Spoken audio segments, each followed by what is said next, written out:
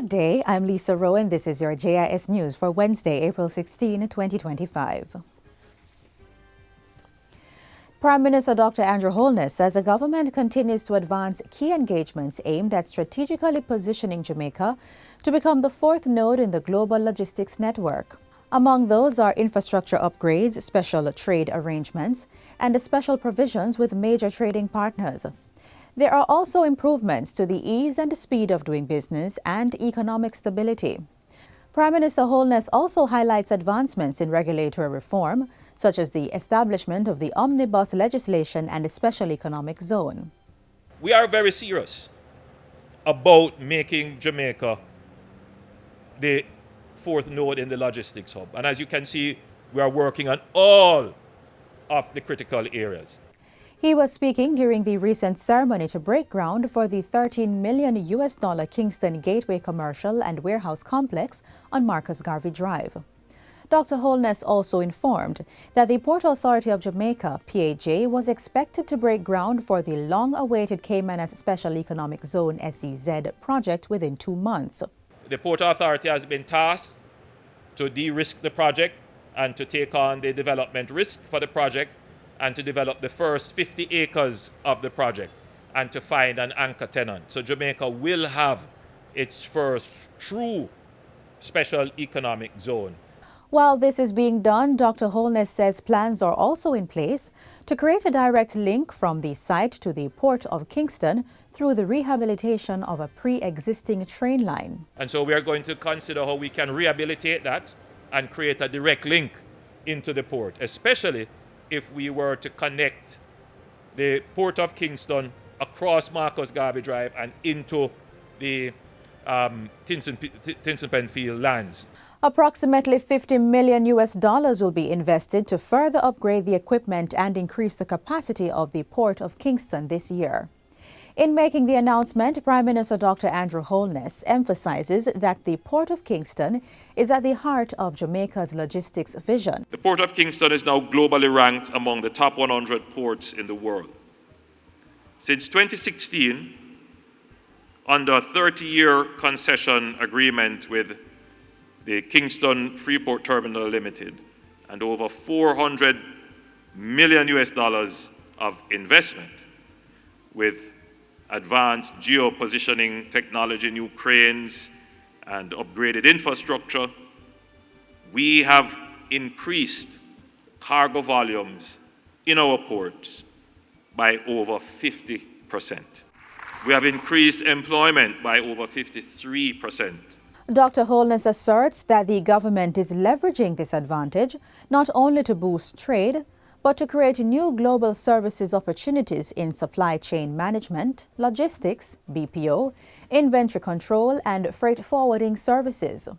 For decades, we have spoken about Jamaica's potential to become the logistics hub of the Americas. Today, I can say with confidence, we are no longer imagining the future, we are building it. Jamaica's strategic location at the crossroads of north-south and east-west shipping lanes, paired with world-class port infrastructure, gives us a natural competitive edge. Prime Minister Holness was giving the keynote address at the opening of the Outsource to Jamaica conference recently. Since 2020, more than 3,000 households have benefited from the government's flagship community electrification project. They now have secured and legal access to the national energy grid, reducing potential damage to life and property. The initiative is being implemented by the Jamaica Social Investment Fund, JSIF. It is funded and spearheaded by the Ministry of Science, Energy, Telecommunications and Transport in partnership with the Jamaica Public Service Company, JPSCO. Managing Director of JSIF, Omar Sweeney, says a main component of the program is to offset the cost of house wiring and provide additional distribution lines to connect persons who live far from the grid.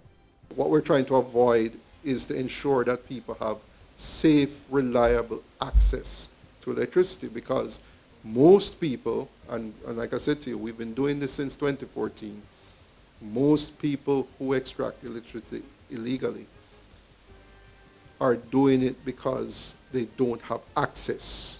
Under this project, beneficiaries are guaranteed a meter panel, 2 lights, 2 plugs, 2 switches, and a connection to the JPS grid, regardless of the size of their home. Mr. Sweeney welcomes the recent $1 billion expansion of the program by the government as a game changer, as it will connect 20,000 additional households island-wide. We already have more than 1,000 persons who have signed up in the parish of Portland, and so our outreach now is going to be across the island. Now, we've signed up Westmoreland, we've signed up Trelawney, we've signed up some persons in St. Mary, and so we continue to build this out, and in the next 6 months you can look out for that program being rolled out. Mr. Sweeney was giving a review of projects being carried out by JSIF at a JIS think tank. Jamaica's teaching profession is on the verge of a major reform with the introduction of the Jamaica Teaching Council JTC bill now before the Senate. Education Minister Senator Dr. Dana Morris Dixon, who piloted the legislation recently, says it is long overdue following more than 20 years of reshaping the framework. She notes that the current focus is to professionalize, regulate, and elevate the teaching profession through a formal licensing system. The bill outlines measures to regulate entry into the profession, uphold professional conduct and ethics, support ongoing development, and maintain registers of teachers and instructors. You can't just get up and call yourself a teacher anymore. You have to be at a particular standard. You have to be licensed. You can't just wake up and say, hey, I'm this teacher of this subject. You have to be licensed by the JTC. The legislation applies to all educators, including early childhood, school, and home-based teachers. It also relates to instructors and tutors with limited exceptions, for example, persons who teach their children. In terms of new inventions, the Jamaica Teaching Council Act will introduce provisions that differentiate between registered teachers, licensed teachers, and authorized instructors. Under the JTC bill, teachers must undergo mandatory criminal background checks. Unauthorized teaching can attract penalties of up to $1.5 million or 12 months imprisonment. Additionally, teachers already registered will be grandfathered into the new system but must apply for a license or authorization within 2 years. The JTC will be responsible for administering the new framework, including teacher registration, licensing, fitness assessments, and ongoing professional development. And finally, the St. Elizabeth Infirmary has received an ambulance valued at more than $17 million through an ongoing project between the local government ministry and the Culture, Health, Arts, Sports and Education Chase Fund. The project aims to ensure that all the island's infirmaries are equipped with ambulances. Speaking at a recent handing over ceremony, Minister of Local Government and Community Development Desmond McKenzie revealed that of the nation's 13 infirmaries and 2 Golden Age homes, only 1 had an ambulance.